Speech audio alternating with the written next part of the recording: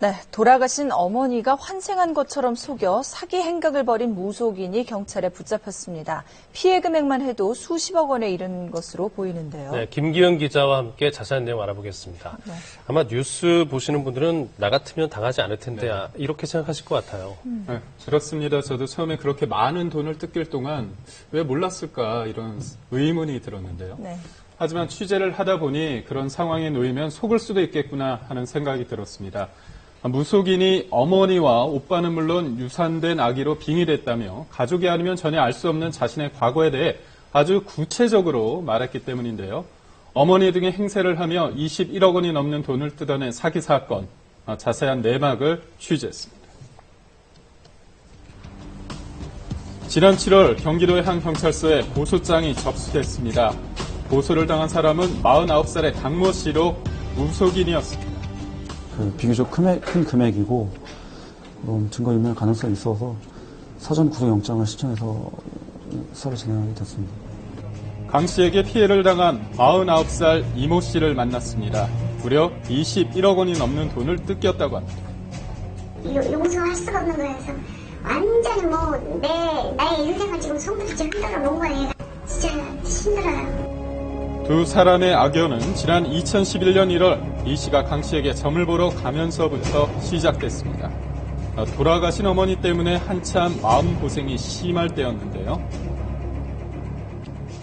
그동안 그렇게 결혼 안 해도 엄마 모시고 살다 엄마까지 얼마 안 됐고 그렇게 엄마에 대한 그게 아파하는. 동년배인 두 사람은 금세 친해졌고 한 달 뒤 강 씨가 이 씨의 집에 놀러 왔다고 합니다. 그런데 집을 둘러보던 강 씨가 갑자기 이상한 말을 하기 시작했다는데요. 이런 투가에서 어떻게 살아서 귀신들 집이 귀신집이야 여기. 어? 언니 엄마도 그래서 일찍 돌아간 거 더 살 수도 있는데 막 이러면서 무서워 죽겠는 거. 이 씨는 결국 그 말에 이사를 하게 됐습니다. 하지만 이상한 일은 그 뒤에 또 있었습니다. 강 씨를 찾아갔는데 강 씨가 자신을 엄마라고 부르라는 거였습니다. 빙의가 됐다는 거였습니다. 눈물 지지를 흘리면서 아이고 우리 딸 아니? 그러면서 내 딸 왔구나. 그러면서 밥 먹었니? 너 먹는 게 얼마나 까탈스러웠니? 어? 한 번 산에 올렸더만 두 번도 안 먹으려고 또 먹는 것 때문에 나 속 많이 쓰겠지. 그 연기가 리얼해. 타이런트 저리 가라 했어요. 정말 우리 엄마가 온 것처럼 하는 거야. 과거 얘기가 딱 맞아떨어지자 이 씨는 의심을 할 수 없었다고 합니다. 엄마로 빙의한 강 씨는 이 씨에게 함께 살자고 했습니다. 집을 사 공동 명의로 하자는 말도 덧붙였다고 합니다. 50% 주고 50%는 네 이름으로 해라. 엄마가 그랬더라고. 예 엄마 알았어요. 살아계실 때 불효를 한 사람이 고역하는 것도 몸 아니잖아요. 결국 이 씨는 있던 집을 팔고 4층짜리 건물을 샀고 명의는 공동으로 했습니다. 그리고는 위 아래층에 함께 살았습니다. 언니 막 그렇게 하고 그래서 엄청 좋았었어요. 둘이 매일 24시간 붙어있다시피 했었습니다.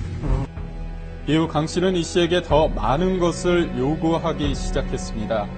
교통사고로 숨진 오빠로 빙의해 자신의 남편을 오빠로 여기라면서 차를 사달라고 요구하기까지 했다는데요. 네가 알다시피 오빠가 교통사고로 가지 않았냐. 오빠를 생각해서 오빠 차 사주는 거다. 오빠가 운전하는 거다. 튼튼한 차를 사가. 어머니와 오빠는 물론 유산한 아기 등으로 빙의된 것처럼 속여 2년 동안 21억여 원을 가로채운 강 씨. 마지막엔 공동 명의로 돼 있던 건물마저 강 씨 단독 명의로 이전하게 됐다. 얘가 말하는 행동이 조금씩 이상해지더라고. 그래서 야 이거 뭔가 이상한데 이래. 결국 이 씨는 강 씨를 신고했고 강 씨는 사기 혐의로 구속됐습니다. 강 씨의 남편은 이 씨가 사준 건물에 여전히 살고 있었는데요. 굿을 해준 뒤 돈을 받은 것뿐이라며 건물과 차를 달라고 한 적이 없다며 억울했습니다. 누가 옆에서 막 아니어도 흥분도 아니고 본인이 뽑는다고 해서 흥분하거든요. 지금 와서 같이 펜스내고 그러고 있는 거죠. 일반적으로 점을 보는 사람들은 무속인이 한두 가지만 자신에 대해 맞추게 되면 그 무속인이 모든 것을 알고 있다고 믿어버리는 경향이 있다고 합니다. 전문가의 말을 들어보시죠. 일종의 뭐냐면 이제 소수의 법칙이라는 거예요. 5개 나오는데 4개는 틀렸고 1개 맞았다고 하더라도 그 1개의 효과가 크다 그러면 그것이 바로 전체가 되는 것처럼 이제 확대가 되는 거죠. 착각을 하죠, 사람들이. 하지만 이런 한두 가지는 점을 보는 과정에서 의뢰인이 먼저 흘리는 경우가 많다고 합니다. 이 씨의 경우도 마찬가지인데요. 또 강 씨는 이 씨의 집에 갔을 때 사진 등을 통해 어머니와 오빠가 고인이 됐다는 사실 등 이 씨의 집안 사정을 대략 눈치챘던 것으로 보입니다. 들었던 얘기를 써먹는 거지. 집안 비교되면서 다 알게 된 거잖아. 내가 엄마랑 내가 약해지는 거 벌써 들었잖아. 되돌려 생각하니 모든 게 계획적이었었어, 얘가.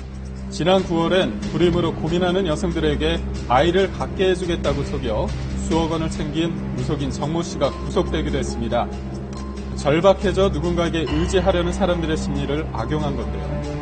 정 씨는 굿을 안 하면 가족에게 큰 화가 닥친다며 불안감을 조장하기도 했습니다. 아들이 무당될 팔자다. 그 가족들 교통사고 나서 죽는다 그러고 기도를 안 드리면 그런 일이 닥칠 것이다라고 겁을 많이 준 거죠. 말을 안 들으면 어떤 재앙이 올 것 같은. 이런 식으로 피해를 본 사람들이 적지 않다 보니 인터넷엔 피해자 대책 모임까지 생겨났습니다. 피해자들이 말하는 사기꾼들의 수법은 비슷했습니다. 자기 조금 마누라가 조금 한다는데 누가 감신당에 뻗칠 수가 있겠습니까? 지금 알코올이 불치병도 내가 다 낫게 해주겠다, 완치시켜주겠다. 보통 사람들이면 그게 정말 말도 안 되는 얘기인데 간절하니까 넘어간 거예요. 제가 너무 간절하니까. 일단 무속인을 찾아간 사람들이라고 했을 때 일단은 뭐 경제적인 미희라든지 여러 가지 고민을 가지고 사실 심리적으로 굉장히 취약한 상태에 있는 사람들이 많이 있거든요. 사기를 치기에 굉장히 이제 용이한 어떤 이제 빌미를 제공한 셈이 되는 경우가 많이 있고요. 어렵고 절박한 상황에 놓인 사람들의 심리를 악용한 일부 무속인들의 사기 행각.